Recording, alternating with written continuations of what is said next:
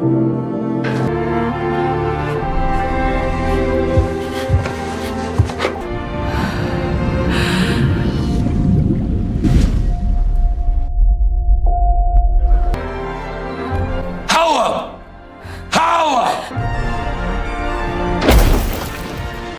looked at that man and said, "Be poor? You want me to be poor? Poor? I don't do poverty. Are you crazy?" Where did we leave off? Where did we leave off with season 1 of Maxton Hall? Season 1 of Maxton Hall had a lot. Okay, it had a lot going on. So let's just run through some of the major plot points that they, refreshed us with at the start of season 2. Episode 1. Hello, welcome to my corner of the cloud. I hope to build a community of like-minded yappers. The world is burning. Let's sip tea together in the meantime. Honey, I have been so excited for this show to come back out. Season 2 of Maxton Hall. James Bulford and Ruby Jane. Yes, Ruby Jane. Wait, is that actually her name, or Ruby Jane? Because Jane doesn't feel like Ruby Bell. Child, I was like, Jane does not sound like a last name. Anyway, Ruby Bell. Oh, iconic work. So this first episode is named Devastated, and girl, aptly named. So I'm going to be going through the show and giving a review and a synopsis for those who haven't watched the show, haven't been able to watch the episode for whatever reason. Maybe you just don't have Amazon Prime. I don't know. But my God, like this show, this first episode, a hot mess. So let's just get into it. First, they start off with like a cute little recap of season 1. Girl, when I tell you season 1, Ruby stayed dragging James, dragging that man publicly, mind you. Dragging him publicly in class, talking about some money is all that you have, money is all that you are. That's why nobody likes you. That's why everybody who's around you is only around you with your money. Obviously, paraphrasing lightly. She was telling him you was never gonna be nothing for real. Let's be so for real. If you had no money, you wasn't really gonna be nothing for real. Gagged him so bad. He threw that chair back. He threw his head back. He snatched his bag and he walked out. Oh my God, dragging. And then, when I tell you this man right here in this moment, he looked too good. James' face card never declined. My God, such a beautiful man. I also love the line right after this where he was talking about, I always thought that two kings would have to conquer each other, but wow, what a moment when two kings can look at each other and bow. I said, ooh. That line lives in my head rent free. I will have it memorized one day. Okay? I will stand with you between the heavens and the earth. I will tell you where you are. Do you love me? Anyway, one day I'll have it memorized. Now, they started this season all happy, all sexy, like... I knew it was jokes. Because, they build you up to break you down. I don't know where they are. They're somewhere in Oxford or something. Jane, Ruby, Where do I keep getting Jane from? Anyway, Ruby is wrapped up in this like sheet or whatever. She's looking out the window. They're caressing each other. Camera doing what camera do. Lighting doing what lighting do. Okay, and they're just whispering sweet nothings, and Jane is giving her little voiceover, speaking in poetry and prose. Girl, okay, queen. And then at some point, what's his name? Oh boy, is James is like, I wish I could stay here forever. And she goes, in Oxford. Girl, he's so freaking for real. Don't piss me off. And then he goes, no, with you. Shake your dress. Ah! Anyway, yeah, but. Oh yeah, so when I saw them being all happy and everything, like the lighting was so nice, I was like, I know this season about to be a mess. I know, with how utterly blissful it started, it's about to be a mess. They built you up just to punch you all the way down, like you're a character in Invincible. Anyway, now, the song that was playing under this scene, Raggedy. The lyrics were, "You're gonna let yourself be let down." Now, why the hell would y'all use that to open the season? Why the hell would y'all use that as the score for this beautiful moment? You're gonna let yourself be let down. You trying to tell us something? You trying to tell us something? That being the intro song is nasty work. Nasty work. And then, oh, part of that scene, there was a moment, they stand in front of the window, lighting doing what lighting doing, and she's wrapped up in the sheet, right? And he's just standing there naked, okay, butt naked. Anyway, he's standing there exposed, a little decolletage, a little, anyway. And he picks her up, right? Oh my God.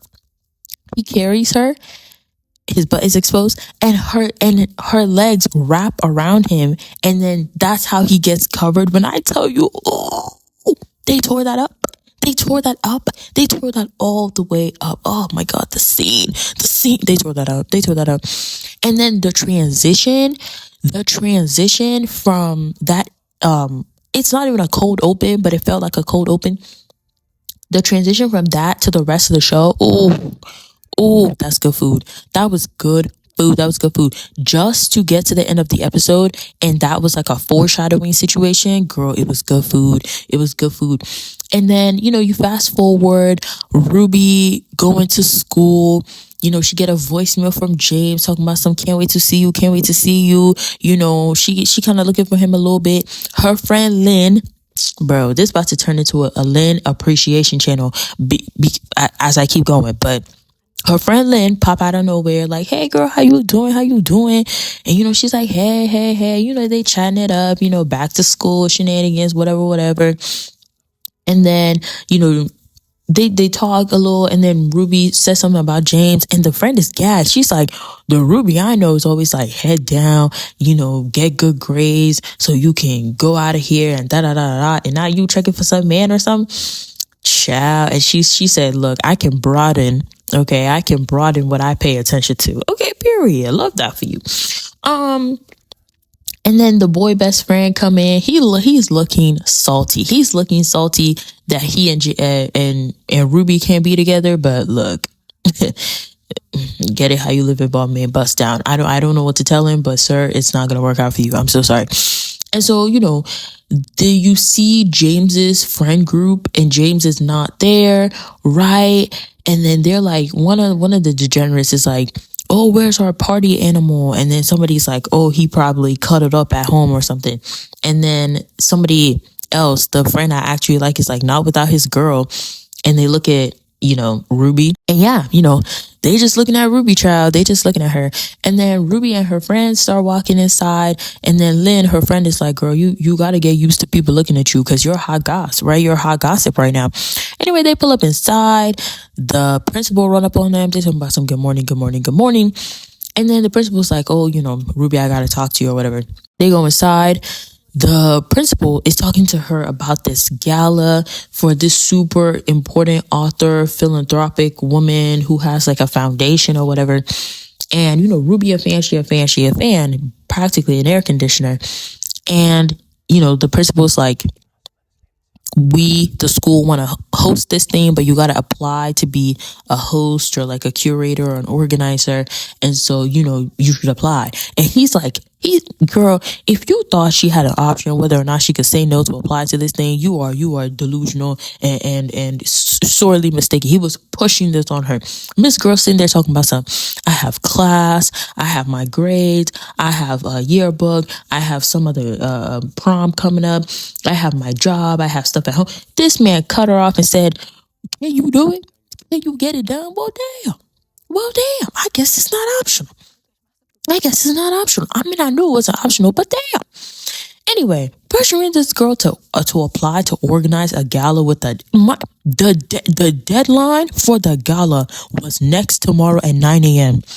And you the principal, and you pressuring this girl to apply to organize that gala. That's nasty work. Mind you, she's not even getting paid. She's not getting compensated. There's somebody they could have slid a check to do this work, but instead you putting it off to a child, talking about some important people are going to be there. Imagine what this could do for your career.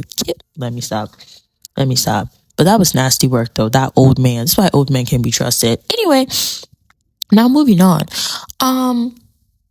Oh, and then, she goes home, having a good time with her family, what a cute family. Her sister making fun of her, talking about some, oh, you got you a little rich man now. She talking about hypergamy. Okay, sprinkle, sprinkle. She's like, you got you a little rich man, level up, all this. I'm going to save the world. That's cute or whatever. But can you save the world by getting a massage? Hello, hello, hello.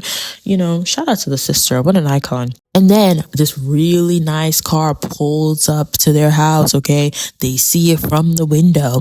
And Ruby sprints out the house. The sister talking about some speak up the devil because, we were just chatting about your man. And then, Ruby runs out the house. She looks so happy. She's running outside, running. She looks, bro, the look on her face, she's so gassed to see this man. So happy as she is approaching the vehicle. A person steps out the vehicle. It is not the man she's looking for. Devastation, slight devastation. But it's the sister, And she's looking at the sister like, girl, what you doing here? And the sister is like, have you seen James? Have I seen James? Have I seen James? What? Mind you, Ruby been calling James, been leaving him messages like, I haven't heard from you. What's up? Ooh, that's something else I wanted to say. Where is this in my notes? Okay, yeah, that was my next point. Before Ruby had gone home, they were in class, right? It's James' friend, the one I actually like, and then it's the teacher. They were in class, and then after class wrapped up, Ruby went to the friend that I actually like and was like, hey, have you heard from James? And he's like, no, I haven't heard from James at all. But, I also haven't heard from Lydia. Lydia is James's sister. And when he said that, the teacher's ears perked up. He was like, huh? Lydia, my Lydia, she is not your Lydia, piped out. He never said anything, but like you could see in his face, like he looked up immediately. Anyway, they haven't heard from Lydia either. First day of school, they ain't pulling up, but I digress. And, Ruby was like, I'd go to his house, but I don't think his parents were like that. So like, can you swing by, whatever? And the friend's like, yeah, I'll swing by. I'll check up on him. And, if I hear anything, I'll definitely let you know. Lord help. But yeah, so we leave them and the teacher whose ears were perking up like a meerkat. And we return back to, the aforementioned scene where Ruby was running down, so happy to see him, but it wasn't him. And then the sister get a call like, oh, we found him. And she's like, oh, thank God y'all found him. I'm coming. I'm on my way. And then Ruby's like, what's up? Like, what's going on? She clearly worried. She'd been worried for a while. And the sister's like, I can't, like she can't tell it. And then Ruby's like, I'll come with you. And then the sister was like, I don't think that's a good idea. Girl, famous last words. Anyway, it's a hard cut to the next scene. And I was just like, I knew she was going to come anyway. I knew, that regardless, Ruby was going to come anyway. Like, no matter what the sister says. So, hard cut, it is what it is. But I thought they were going to hard cut to James crying, right? I thought they were going to, bro, maybe I was the idiot. But I thought they were going to hard cut to James crying that he lost his mom. That's what I thought we was going to see. Girl, imagine what they hard cut to. Why the next scene look like James at the club? The latest house party in wherever the hell they are. Wait, let me look up what country this is. The latest house party in all of Germany, okay? All of Germany. Germany ain't got a house party litter than what they got going on over there where James is at. Raggedy, ghetto, and rambunctious. My God. Anyway, now when I had seen this little, just a few seconds of what was transpiring, where they hard cut to, where I knew James was at, I was like, now why the sister take her? Why did the sister take her? But at the same time, Ruby needed to see that nonsense, right? Anyway, now when I saw this scene, bro, I audibly gasped. I was like, oh no. Yo, when she goes, I'll come with you. And then the sister's like, I don't think that's a good idea. I'm thinking in my head, oh, you're going to see that. I'm like, first of all, Ruby's definitely going with her. 2, they're going to cut to him crying. Then they cut to the scene where he looked like he in the club. And I was like, oh no. Anyway, the whole thing's just so it's just so sad, so trifling, because we were just happy. Like they were literally just happy, but I digress. Anyway, also, anywhere there is a black cultural appropriation going on is nowhere you should be. Okay? Anywhere that there is black cultural appropriation, that is nowhere you should be. I'm looking at you, 5 braids. There was some heifer with 5 braids. He was not black. Raggedy. Anyway. So then when when the camera eventually finds James, he looks absolutely barbaric. Like, barbaric is not an exaggeration of a word. He looks absolutely barbaric. Even the friend was shaking in his head. He couldn't believe what he was seeing. And then Ruby was approaching him like he was a wild animal. When I tell you I chuckled, bro, I chuckled. I'm sorry. It's not funny, but I chuckled. And then everybody is looking at him in horror. Everybody is disgusted. They're disgusted. Bro, I literally had to pause the show. I had to pause it. Like, blinking twice was not enough, okay? But I did, in fact, need help. I was, in fact, in distress. But blinking twice was not enough. Like, that scene was too much. Too much. Both in terms of, like, just wild, bombastic nonsense, like, just raggedy. But also it was too much in terms of, like, the quality. Oh my God, the quality. The cinematography gave very much, like, modern Greek god, like, mythology. Like, there was this line by this trifling heifer talking about some water isn't really your thing, right? Girl, shut your stupid self up. As she descended into the water, like she was like a siren, or like a Greek maiden, like a demigoddess or something. And then the lighting, bro, the lighting there, oh, très magnifique. And then James, the way James looked, James, what a fine man, fine. Anyway, the way James was looking, the tears that was running down Ruby's face. When I tell you everything was just giving, bro, it was like the scene felt like you were watching a demigod like descend to madness. Okay, a Greek tragedy. And what is a Greek tragedy? A Greek tragedy is anything where the main character doesn't die. Yes, Dante's Inferno is in fact a comedy, raggedy. Now, they cut to him. There's literally a scene where James is kissing another girl. A hot mess. When I tell you self-sabotage is too small a word, he's looking at freaking Ruby like, what are you doing here? The girls that he's with looking at her like, what are you doing here? He's carrying this other random girl and descending into the water while kissing her. Y'all want to drown? Y'all want to drown just for some theatrics? And then before then, he was like just putting all types of substances in his system. It was a hot mess. The whole thing was a hot, stinking mess. Mind you, when he had seen Ruby, he looked like he saw a ghost, because the sister kept being like, James. And he turned to see the sister, and he see Ruby sitting there in absolute shock, absolute horror. She couldn't believe her eyes, bro. And neither could I.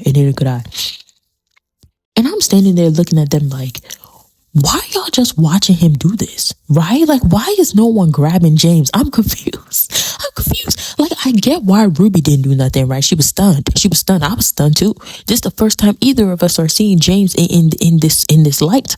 But I couldn't understand why nobody else was grabbing him, right? But the friend, the sister, why was no one moving? I was lost. Especially the friend. Why did the friend not do nothing? Because I feel like I'm going to cut the sister some slack, because I feel like she's been doing this for a long time. For a lengthy time. So she deserved a little break. The friend just standing there being all types of useless. Mind you, he had 2 male friends just standing there being all types of useless. You can't trust men, bro. It's just raggedy. And then, one thing about Ruby and James and a pool, my God. A pool party? One thing about them, a pool party gonna be a motif. The way them and a pool always go together, you would think they were characters from The Summer I Turned Pretty. Girl, step away from that pool. Step away from the pools. Leave the pool parties alone. But yeah, the pool party brought them together in season 1, and now it's tearing them apart in season 2. Wake it up. Now, Ruby immediately after seeing them, making out at the bottom of the pool, just weird, trying to drown, just looking stupid. She like, she just runs out of the party. Now I'm looking at her like, girl, do you plan on walking home? Like, she literally, because the sister was the one that drove her there. Now she's like leaving this party at this address she knows nothing about, attempting to like walk home. What? Anyway, some car drives past her and then like reverses to her. And she was so lucky that it was a woman that pulled up next to her, because I was looking at this scene like, what in the mea culpa? What in the my fault London? Like, what's going on? Are you just gonna leave me here on the sidewalk? No, I'm gonna leave you here on the pavement. Like, what? What was going on? So yeah, some girls like, are you okay? Did you just come from the party that I just came from? Do you need a ride? And then, Ruby ain't really saying nothing. She's nodding her head. She's shaking her head type beat. And at some point, it finally clicks to her that she's walking in the dead of night by herself. Walking in the dead of night by herself. Going somewhere that foot alone can't take you, but whatever. But yeah, she gets in the car, and I'm glad she got home safe. That's my girl for real. If I drag her in this recap review, just know that that's my girl for real. I'm gonna stand beside her 10 toes down regardless. Thank you. Then the next day, she just looks ragged, like she's been hit by a truck, which is what her friend says later. And she picks up her phone. She got some missed calls from James's sister, and then missed calls from her friend. And I'm thinking to myself, you're not gonna text your friend and tell her you're not coming to school today?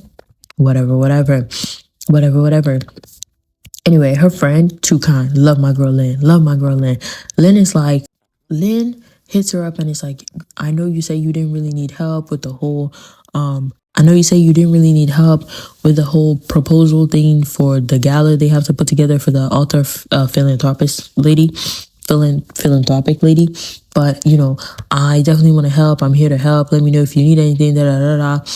And yeah, her friend, what a G. Literally, what a G. Like, she know her friend hates to ask for help, but she's still pushing to offer some help regardless. What a G. And then later on, Ruby, so when Ruby hears the voice note from her friend, she's like, oh my God, my proposal thing, right? So, she gets up, and I'm like, yeah, girl, don't let this man stop you from living your life. Hello. She talks about some quote, she quotes some quotation from Epictetus.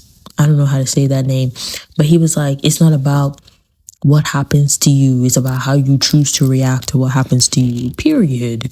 Anyway, and so she gets up and she rips the drawing that James drew for her last season. When I tell you that hurt my heart a little bit, because that painting was that was a beautiful painting. Okay, not her ripping that beautiful painting, girl. Come on now. And then, she took his lacrosse like crew neck and threw it in the trash. And then she was like, the philosophers would be proud of me. Yeah, girl, period. Do what you do. And then you cut to James's house. A hot mess. The dad talking about some reporters this, arguing with the sister that's like, oh, James will be out soon, that. And then you cut to James. He in bed. His whole room a mess. He looks like he almost died. It's just, and then he was like reaching for his phone, but you see a bottle of vodka before you see like what else is on the table for him to reach for. I thought he was reaching for a bottle of vodka first thing in the morning after all the substances he had already put in his body the night before. I was ready to reach my hand through the screen and smack the crap out of him, because you have to be stupid, but that's not what happened. Anyway, but yeah, the family, especially with the dad, it was giving aggressed down, okay? Well, that's a double entendre now that I think about it. Not aggressed like aggressive, but like aggressed like Adrian Aggress from Miraculous Tales of Ladybug. That's what it was giving. Raggedy and rambunctious. Anyway, and then, bro, poor Lydia though. Like, the more this show went on for this episode, the more I was like, oh, poor Lydia. Like, literally free my girl Lydia till it's backwards. I don't know if she's still pregnant, because they didn't touch on it at all this first episode, but Lydia, before she has her month-old son, she's practicing with her brother and her dad. My God, that's literally a mother. She's literally mothering these two grown men, by God. And then you have these scenes with Jane at her. Who is Jane? Oh my God. I don't know if this is me confusing this with My Lady Jane, which RIP Amazon Prime, you will never prosper. Hello.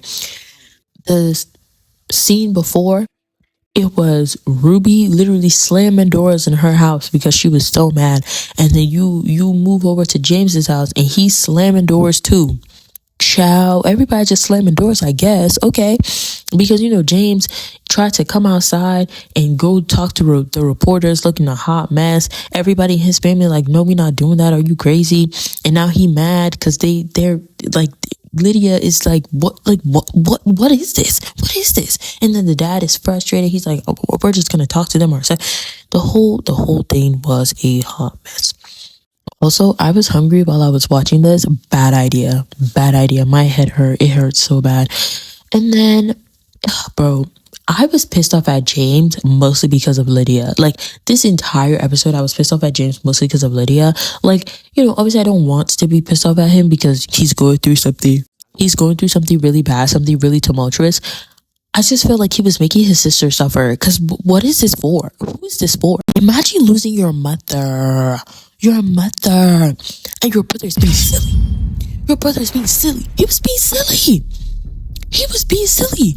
Mind you, he's the older one, okay? And I'm not the type to adultify older siblings, but he was being silly. He was being silly. His sister can't even grieve. His sister can't even grieve, trying to keep you from dying. Like, it's giving that scene from Big Bang Theory where Amy's like, I also want to, respond with sadness and all these other emotions whenever bad things are happening, but I can't because you take it from 0 to 100. And I gotta be the level-headed one for you. Basically, that's what she was telling Sheldon, and that's what it was giving. Like, she can't even properly grieve because her brother is like, if she's not looking at him 247, he might end up crashing into something, treating his whole body like he a test dummy. Like, what are you doing? Which that was also foreshadowing. Yeah, she looked at him and was like, I need you, James. Like, I lost my mother too. Like, we gotta stick together. Like, we're a family. We're all that we have. We can make it through this together. But when she said, I need you, James, oh, poor girl. Lo siento. This was ghetto. And then you still got Ruby at her house. And her friend comes over, the sister's knocking, she's like, oh, there's someone at the door. Ruby trying to tell them to go, the friend burst into the door. It's like, girl, who do you think you're talking to? She's like, Ruby, where have you been? She's damn near curb stomping. She was not having it at all. But yeah, she had a little convo with her, like, oh, did you know? Turns out Ruby didn't know. And then she, in the softest way possible, she's like, oh, like, James' mom died when I told you, Gagiana. Everybody was gagged. Immediately, her and the friend go over to James's house, right? When they pull up to James's house, reporters everywhere. Mind you, they had made it onto the news with the news that the mom died. But reporters everywhere, they taking pictures, they hounding them down. And then the butler dude, what's his name? Let me scroll down my notes. Percy, trying to escort them from the car inside the house, a whole thing. But when I was looking at that house that James living at, the house where James be living, when I tell you wealth is lunacy, because how do you live here? And then when the friend had come over initially and she had mentioned James's name, Ruby was like, never speak that man's name again. Like, never speak his name again. So she literally went from never speak that man's name again to going to his house immediately. When I tell you women are warriors, women are literally warriors, because wow. Anyway, she pulled up to his room. He looking dead. He literally looked like a dead body. My God. She had to speak softly. When I tell you she was interacting with this man like he was a wild animal, it's not funny. But yeah, it was giving no sudden movement. Oh my God. And then the color grading in the show is incredible. When I tell you there's this warm, an inviting warm palette for most of the show, especially with James's scenes. So pretty, so beautiful. And then the cinematography also during the pool scene, like they had Miss Girl drenched in purples and blues, drenched in it. She looked good. Also, she looked real good in the show. Like real, like this episode, she was looking real good. She was looking real, especially towards the end. Like she was looking real good. Um, and yeah, when she pulled up on him IRL, he was looking up at her like she was his salvation. Oh my god, oh my god. And then he talked about some, he feels numb. And I was just thinking back to all the substances he's ingested in the past 10-ish hours, and I was scared for him. I was scared because you're talking about some you feel numb. Sir, I don't think the substances are helping. I was scared. Now I understand, even Ruby was saying, you're grieving, which I fully understand, but girl, please stay alive. Like, please stay alive. Like I was scared. I was scared. And his sister is literally the one that's keeping him alive. His sister. A whole other person. That poor girl. That poor girl. And then, yeah, he was talking about, he doesn't know if he ever really knew his mom and that they never really got along or something like that. And then he was saying, yeah, like I was so mean to her right before she died. That broke my heart. Ooh. When you end up on a bad foot with someone and then they die,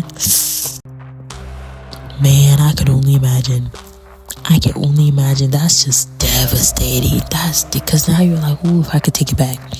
If I could take it back. If I could tell her everything I see, like, oh, that's so terrible. Oh, terrible. And yeah, they die for you to take it back. And it's your mom too. Damn. Girl. Then the phone buzzed. Girl, then the phone buzzed.